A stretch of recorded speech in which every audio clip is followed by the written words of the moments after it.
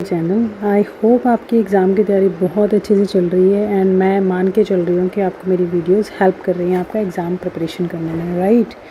तो चलो आज की वीडियो स्टार्ट करते हैं क्वेश्चन नंबर 81 के साथ। Consider the following statement regarding accounting वॉचेस and the statements are every accounting entry should be supported by documentary evidence, payment vouchers are prepared for cash and bank payments, receipts voucher are prepared when money is received and vouchers are prepared only for credit transaction। तो हमारा first statement है every accounting entry should be supported bye a documentary evidence. Yes, ये statement बिल्कुल correct है। Accounting का एक basic principle है कि हर फाइनेंशियल ट्रांजैक्शन के पास डॉक्यूमेंट्री प्रूफ होना चाहिए। इस प्रूफ को अकाउंटिंग वॉचर या सोर्स डॉक्यूमेंट भी कहा जाता है। और एग्जांपल के तौर पे अगर हम देखें तो वॉचर के एग्जांपल हैं invoice, cash memo, receipt, bill या फिर चेक काउंटरफोलियो, राइट। तो हमारा सेकंड स्टेटमेंट है payment voucher are prepared for cash and bank payments. ये स्टेटमेंट भी बिल्कुल करेक्ट है। जब बिजनेस कैश या बैंक के थ्रू पेमेंट करता है तब पेमेंट वॉचर प्रिपेयर किया जाता है। Example salary paid, rent paid, electricity paid या फिर सप्लायर को पेमेंट। एंड नेक्स्ट स्टेटमेंट है receipt voucher are prepared when money is received. Yes, ये स्टेटमेंट भी बिल्कुल करेक्ट है। जब बिज़नेस को कैश या चेक रिसीव होता है तब रिसीट वॉचर बनाए जाते हैं। एग्जांपल कैश सेल्स, कस्टमर से अमाउंट रिसीव हुआ या फिर interest received. And next statement है vouchers are prepared only for credit transaction. ये स्टेटमेंट बिल्कुल गलत है। वॉचर सिर्फ क्रेडिट ट्रांजेक्शन के लिए ही नहीं होते, ये कैश ट्रांजैक्शन, बैंक ट्रांजैक्शन और क्रेडिट ट्रांजैक्शन सभी के लिए प्रिपेयर किए जाते हैं, राइट। तो हमारा करेक्ट आंसर है statement 1, 2 and 3 only. Next question है हमारे पास consider the following statement regarding accounting records and the statements are proper accounting records facilitate internal control, they help in detecting frauds and irregularities, they assist in statutory compliance, they are useful only for preparing income tax returns, right। तो statement 1 कहता है proper accounting record facilitate internal control. Yes, ये statement बिल्कुल correct है। Proper accounting record business में internal control system को strong बनाते हैं। इससे मैनेजमेंट इजीली मॉनिटर कर सकती है ताकि ट्रांजैक्शन सही रिकॉर्ड हुई है या नहीं, राइट। नेक्स्ट है दे help in detecting frauds and irregularities. Yes, ये स्टेटमेंट भी बिल्कुल करेक्ट है। अगर अकाउंटिंग रिकॉर्ड प्रॉपर्ली मेंटेन किए गए हैं तो फ्रॉड्स, एरर्स और इरेगुलरिटीज़ जल्दी डिटेक्ट हो जाते हैं। For example cash storage, duplicate payment या फिर फेक बिल्स। एंड थर्ड है they assist in statutory compliance. Yes, ये स्टेटमेंट भी बिल्कुल करेक्ट है। अकाउंटिंग रिकॉर्ड की हेल्प से business income tax return file कर सकता है, जीएसटी कंप्लायंस कर सकता है, ऑडिट कंप्लीट कर सकता है एंड कंपनीज एक्ट के रिक्वायरमेंट को फुलफिल कर सकता है। इसीलिए स्टैट्यूटरी कंप्लायंस का बहुत इंपॉर्टेंट है, राइट। एंड नेक्स्ट स्टेटमेंट है हमारे पास they are useful only for preparing income tax return. ये स्टेटमेंट गलत है। अकाउंटिंग रिकॉर्ड का यूज़ सिर्फ इनकम टैक्स रिटर्न के लिए नहीं होता, ये यूज़ होते हैं डिसीजन मेकिंग के लिए, ऑडिट के लिए, फाइनेंशियल स्टेटमेंट के लिए, बजटिंग, इंटरनल कंट्रोल और टैक्सेशन जैसे कामों के लिए, राइट। इसीलिए ओनली वर्ड स्टेटमेंट को रॉन्ग बना रहा है। तो हमारा फाइनल आंसर है स्टेटमेंट 1, 2 एंड 3 ओनली। नेक्स्ट है consider the following statement regarding business transaction and the statements are purchase of office furniture is a business transaction, payment of proprietor's personal electricity bill from business is a cash is treated as drawing, and donation made from business fund for personal reason is recorded as drawing, appointment of new employee without any financial implication is a business transaction, right। तो हमारी पहली statement है purchase of office furniture is a business transaction. Yes, ये statement बिल्कुल correct है। Office furniture business के लिए use के लिए ख़रीदा गया है, इसलिए मनी इन्वॉल्व है और बिज़नेस की एसेट इंक्रीज़ हो रही है, इसलिए ये अकाउंटिंग में रिकॉर्ड होगा। सेकंड है payment of proprietor's personal bill from business cash is treated as drawing. Yes, ये स्टेटमेंट भी बिल्कुल करेक्ट है। अगर ओनर बिज़नेस के पैसे से अपना पर्सनल इलेक्ट्रिसिटी बिल पे करता है तो इसे हम ड्राइंग मानेंगे, राइट। ड्राइंग ओनर की कैपिटल को रिड्यूस करती है। एंड थर्ड है donation made from business fund for personal reason is recorded as drawing. Yes, ये स्टेटमेंट भी बिल्कुल करेक्ट है। अगर ओनर बिज़नेस के पैसे से पर्सनल डोनेशन देता है तो वो बिज़नेस एक्सपेंस नहीं माने जाएंगे, ये ओनर की पर्सनल ड्राइंग्स हैं, इसलिए इसे ड्राइंग ट्रीट किया जाएगा। एंड नेक्स्ट है appointment of new employ without any financial implication in the business transaction is a business transaction. Wrong, ये स्टेटमेंट गलत है। अकाउंटिंग में सिर्फ उन ट्रांजेक्शन को रिकॉर्ड किया जाता है जिनका फाइनेंशियल इफेक्ट होता है। सिर्फ एम्प्लॉई अपॉइंट करना अकाउंटिंग ट्रांजेक्शन नहीं है जब तक सैलरी या कोई फाइनेंशियल इम्पैक्ट ना हो। तो हमारा करेक्ट आंसर है statement 1, 2 and 3 only. Next question है हमारे पास, consider the following statement regarding source documents and the statements are debit note is issued by the purchaser in certain cases, credit note may be issued by the seller, check counterfolio can serve as a supporting evidence and trial balance is a source document।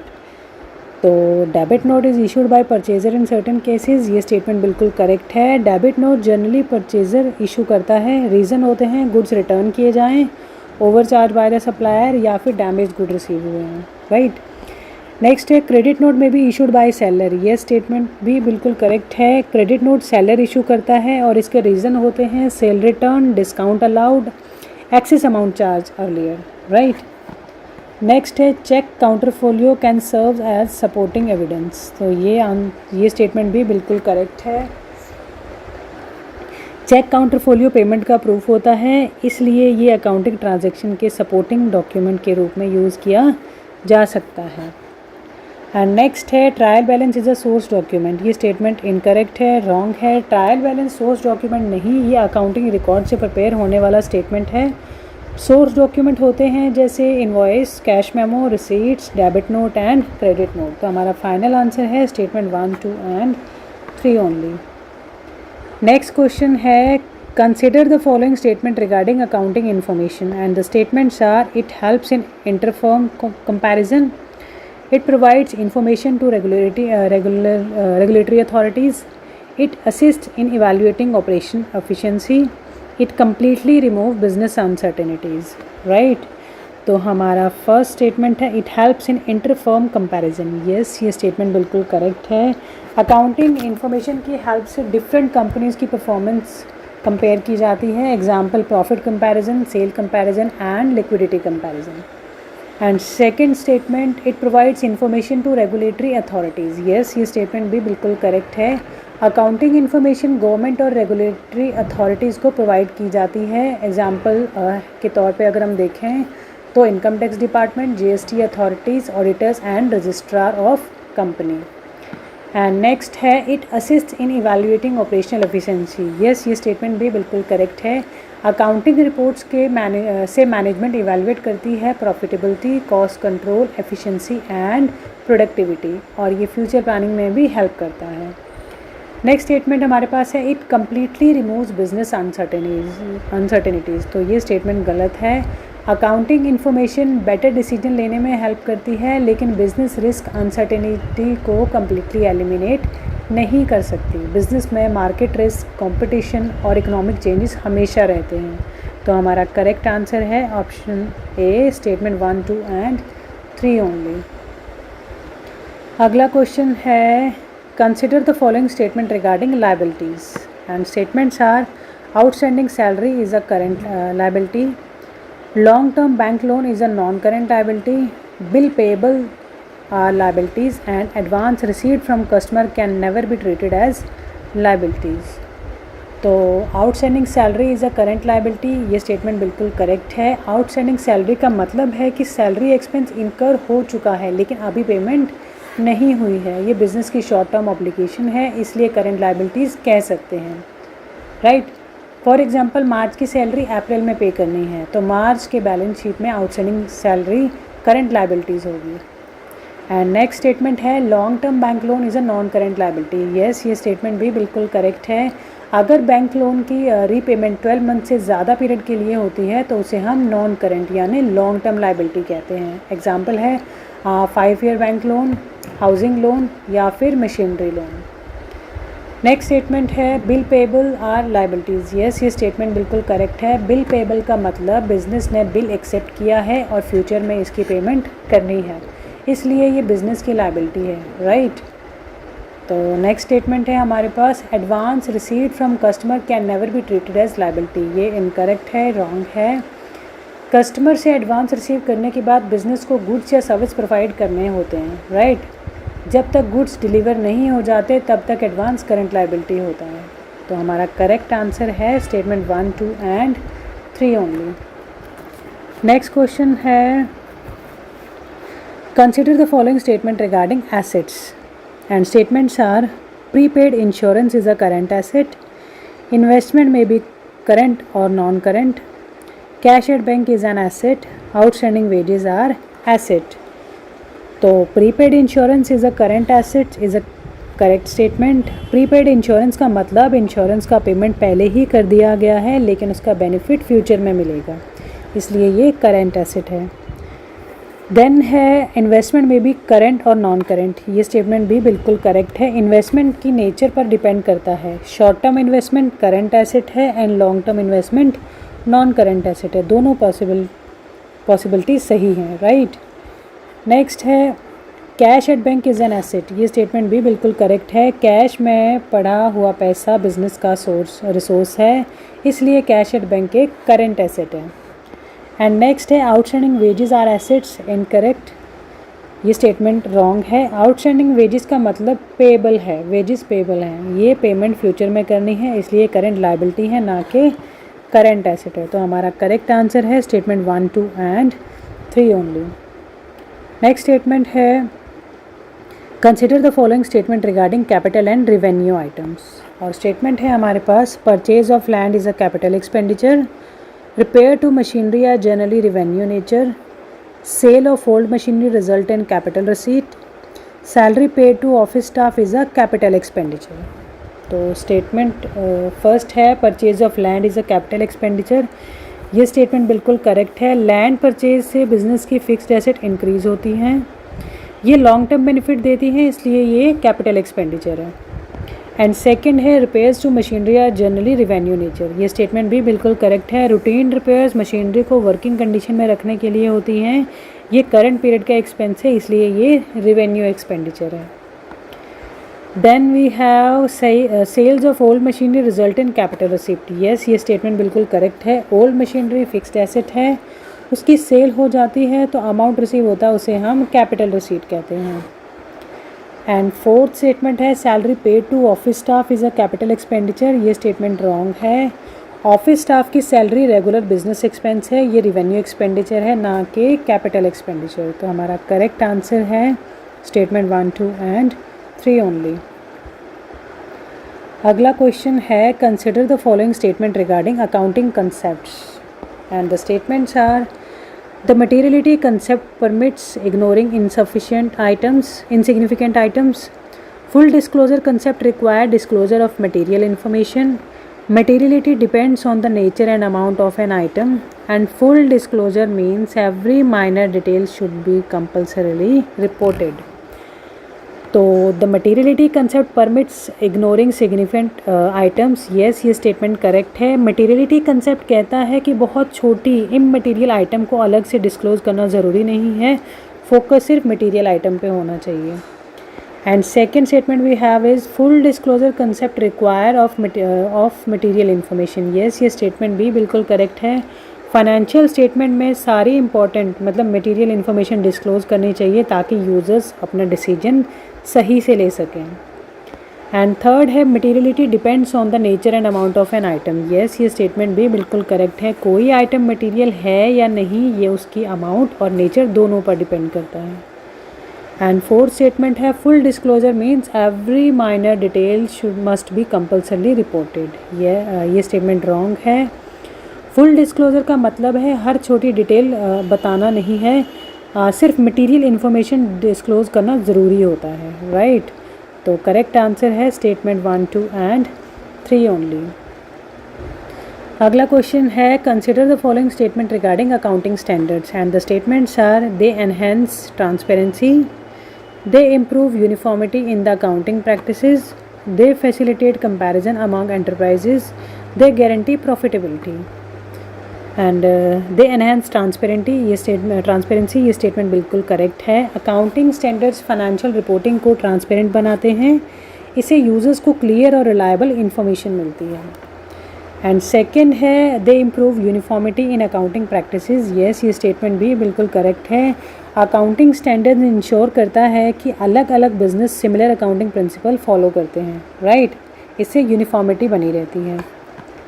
And third है दे facilitate comparison among enterprises, ये statement भी बिल्कुल correct है। जब सब companies same standard follow करती हैं तब उनकी फाइनेंशियल स्टेटमेंट्स कंपेयर करना आसान हो जाता है।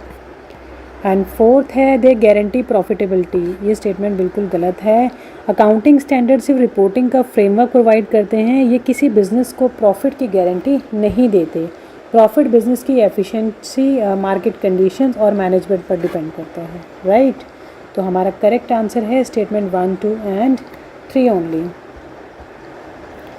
नेक्स्ट क्वेश्चन है consider the following statement regarding accounting information system and the statements are they integrate accounting with other business function, they improve the speed of processing financial data, they reduce duplication of records and they eliminate the need for accounting knowledge, right.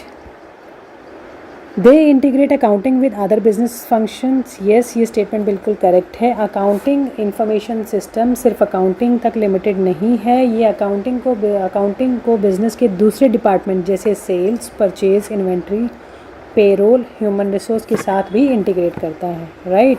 जैसे ERP software हैं SAP, Oracle, Tally, prime, right. Next है they improve the speed of processing financial data, yes ये statement बिल्कुल correct है। AIS की वजह से accounting work fast हो जाता है, ऑटोमेटिक कैलकुलेशंस हो जाती है, instant report generation and quick posting entry हो जाती है। मैनुअल अकाउंटिंग के कंपैरिजन में टाइम बहुत बच जाता है, राइट। एंड नेक्स्ट है दे reduce duplication of records, yes ये स्टेटमेंट भी बिल्कुल करेक्ट है। एक ही तरह की ट्रांजैक्शन को बार बार एंट्री करने की ज़रूरत नहीं पड़ती, डेटा एक बार एंटर हो जाए और डिफरेंट रिपोर्ट ऑटोमेटिकली जनरेट और अपडेट हो जाती हैं, इससे डुप्लीकेशन और एरर दोनों कम हो जाते हैं, राइट। एंड फोर्थ है they eliminate the need for accounting knowledge, no ये स्टेटमेंट गलत है, रॉन्ग है। सॉफ्टवेयर अकाउंटिंग को ईजी ज़रूर बनाता है लेकिन अकाउंटिंग नॉलेज की ज़रूरत को ख़त्म नहीं कर देता। अकाउंटेंट को अकाउंटिंग प्रिंसिपल स्टैंडर्ड्स का नॉलेज होनी चाहिए, राइट। तो हमारा फाइनल आंसर है स्टेटमेंट 1, 2 एंड 3 ओनली। नेक्स्ट है consider the following statement regarding financial statements and the statements are financial statements summarize accounting information, they are prepared at the end of the accounting period, they assist users in economic decision making and they guarantee future profits. तो हमारा first statement है financial statement summarise accounting information, ये statement बिल्कुल correct है। Financial statement accounting record का summarized form होता है और मेन फाइनेंशियल स्टेटमेंट होते हैं trading account, profit and loss account, balance sheet and cash flow statement. Next है they are prepared at the end of the accounting period, yes this statement is also correct. Accounting period के end में ही financial statement prepare की जाती हैं, generally financial year के and या quarter end में, जो कि कंपनीज़ के केस में होता है, right. Next statement that we have is they assist users in economic decision making, yes this statement is also correct। Financial statement की हेल्प से इन्वेस्टर्स इन्वेस्टमेंट डिसीजन ले सकते हैं, बैंक लोन अप्रूव कर सकता है एंड क्रेडिटर्स क्रेडिट देते हैं और मैनेजमेंट फ्यूचर प्लान कर सकती है। नेक्स्ट है दे गारंटी फ्यूचर प्रॉफिट, ये स्टेटमेंट बिल्कुल गलत है। फाइनेंशियल स्टेटमेंट पास परफॉर्मेंस दिखाता है, ये फ्यूचर प्रॉफिट की गारंटी नहीं देता। बिजनेस प्रॉफिट मार्केट कंडीशन और मैनेजमेंट डिसीजन पर डिपेंड करते हैं। तो हमारा फाइनल आंसर है statement 1, 2 and 3 only. Next consider the following statement regarding accounting profession and the statements are accountants must exercise professional judgment, ethics conduct enhance public confidence, independence is important in auditing, manipulation of financial statement is an accepted accounting principle। तो accountant must exercise professional judgement, ये statement बिल्कुल correct है। हर accountant को accounting standards और principle के according professional judgement use करनी होती है। And ethical conduct enhance public confidence, yes ये स्टेटमेंट भी बिल्कुल करेक्ट है। अगर अकाउंटेंट ऑनेस्टली और एथिक फॉलो करे, ऑनेस्टली से काम करे और एथिक फॉलो करे तो पब्लिक और इन्वेस्टर का ट्रस्ट बना रहता है। प्रोफेशनल एथिक्स अकाउंटिंग प्रोफेशन की फाउंडेशन होते हैं। एंड नेक्स्ट है independence is importance in auditing, yes ये स्टेटमेंट भी करेक्ट है। ऑडिटर को इंडिपेंडेंट रहना चाहिए, तभी ऑडिट रिपोर्ट फेयर और अनबाइस्ड होगी। नेक्स्ट है हमारे पास manipulation of financial statement is an accepted accounting practice, तो ये बिल्कुल गलत है। फाइनेंशियल स्टेटमेंट में मैनिपुलेशन या फ्रॉड इलीगल और अनएथिकल है, ये अकाउंटिंग प्रोफेशन के प्रिंसिपल्स के अगेंस्ट है, राइट। तो हमारा फाइनल आंसर है स्टेटमेंट 1, 2 एंड 3 ओनली। अगला क्वेश्चन है consider the following statement regarding objective of accounting and the statements are to maintain complete record of financial transaction, to ascertain profit and loss, to determine the financial position of business, to ensure the business never incur losses. हाँ, तो statements to maintain complete record of financial statement, ये बिल्कुल correct है। Accounting का पहला objective है business के सभी फाइनेंशियल ट्रांजैक्शन का सिस्टमेटिक रिकॉर्ड मेंटेन करना, राइट। तो ये स्टेटमेंट बिल्कुल करेक्ट है। सेकंड है to ascertain profit and loss, yes ये स्टेटमेंट भी बिल्कुल करेक्ट है। Profit and loss account prepare करके अकाउंटिंग बिजनेस का प्रॉफिट या लॉस डिटर्मिन किया जाता है। थर्ड है to determine the financial position of the business, yes ये स्टेटमेंट भी बिल्कुल करेक्ट है। बैलेंस शीट की हेल्प से बिजनेस की फाइनेंशियल पोजीशन का पता चलता है, इसमें एसेट्स, लायबिलिटीज़ और कैपिटल शो होते हैं, राइट। नेक्स्ट है to ensure the business never incurs losses, ये स्टेटमेंट बिल्कुल गलत है, रॉन्ग है। अकाउंटिंग इन्फॉर्मेशन प्रोवाइड करती है लेकिन बिजनेस को लॉस से बचाने की गारंटी नहीं देती, तो हमारा करेक्ट आंसर है statement 1, 2 and 3 only. Next question that we have is consider the following statement regarding the functions of accounting and the statements are recording is the first function, classification follows recording, summarizing leads to preparation of financial statement, forecasting weather is a function of accounting। तो first statement बिल्कुल correct है, recording is the first function. Accounting का first function है recording, सभी financial transaction journal में book में record किए जाते हैं। सेकंड है क्लासिफिकेशन फॉलोज रिकॉर्डिंग, ये स्टेटमेंट भी बिल्कुल करेक्ट है। रिकॉर्डिंग के बाद ट्रांजैक्शन को लेजर में क्लासीफाई किया जाता है, सीक्वेंस है recording, classification and then summarization, right. Third है summarization leads to preparation of financial statement, बिल्कुल सही। लेजर बैलेंस से ट्रायल बैलेंस और उसके बाद फाइनेंशियल स्टेटमेंट प्रिपेयर की जाती हैं, ये समराइजेशन प्रोसेस का पार्ट है। नेक्स्ट है forecasting weather is a function of accounting, ये स्टेटमेंट बिल्कुल गलत है। वेदर फोरकास्ट का अकाउंटिंग से कोई रिलेशन नहीं है, अकाउंटिंग का पर्पस फाइनेंशियल इन्फॉर्मेशन प्रोवाइड करना है, ना कि वेदर फोरकास्ट करना। तो हमारा फाइनल आंसर है स्टेटमेंट 1, 2 एंड 3। नेक्स्ट है consider the following statement regarding book keeping and accounting. Statements हैं book keeping is narrower in scope than accounting, accounting includes analysis and interpretation, book keeping alone is sufficient for managerial decision making, accounting begins where book keeping ends. First statement book keeping is narrower in scope than accounting, correct, ये statement बिल्कुल सही है। Book keeping accounting का एक part है, book keeping में सिर्फ financial transaction को आइडेंटिफाई, रिकॉर्ड और क्लासीफाई किया जाता है। अकाउंटिंग का स्कोप इससे काफ़ी बड़ा है क्योंकि इसमें एनालिसिस, इंटरप्रिटेशन एंड कम्युनिकेशन भी शामिल होता है, राइट। सेकंड है accounting includes analysis and interpretation, ये स्टेटमेंट बिल्कुल करेक्ट है। अकाउंटिंग सिर्फ एंट्रीज पास करना नहीं है, अकाउंटिंग में फाइनेंशियल स्टेटमेंट का एनालिसिस एंड इंटरप्रिटेशन और डिसीजन मेकिंग भी होता है।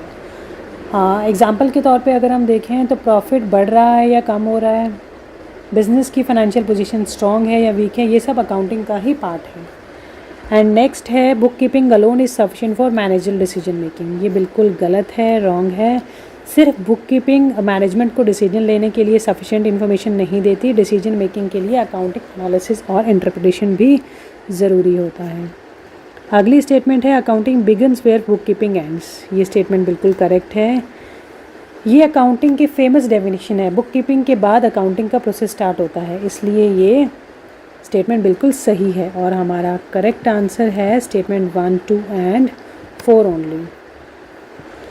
नेक्स्ट है consider the following statement regarding users of accounting information and the statements are shareholders use financial statement to assess returns, suppliers evaluate liquidity before extending credit, employees may use accounting information during wage negotiation,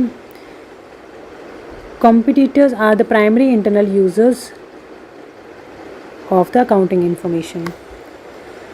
Shareholders use financial statement to assess returns. Yes, ये statement बिल्कुल correct है। Share holders देखते हैं कि profit कितना हुआ, dividend कितना मिलेगा और कंपनी की फाइनेंशियल पोजीशन क्या है। नेक्स्ट है suppliers evaluate liquidity before extending credit. Yes, ये स्टेटमेंट भी बिल्कुल करेक्ट है। सप्लायर्स क्रेडिट देने से पहले बिजनेस की लिक्विडिटी चेक करते हैं, अगर कंपनीज पेमेंट करने में कैपेबल नहीं है तो वो क्रेडिट नहीं देते। थर्ड है employees may use accounting information during wage negotiation. Yes, ये स्टेटमेंट भी बिल्कुल करेक्ट है। एम्प्लॉयज़ कंपनी की प्रॉफिटेबिलिटी देखकर सैलरी इंक्रीज़ या बोनस की डिमांड कर सकते हैं, इसलिए अकाउंटिंग इन्फॉर्मेशन उनके लिए भी बहुत यूज़फुल है। फोर्थ स्टेटमेंट है competitors are the primary internal users of accounting information. ये स्टेटमेंट बिल्कुल गलत है, रॉन्ग है। Competitors are the primary internal users of accounting information.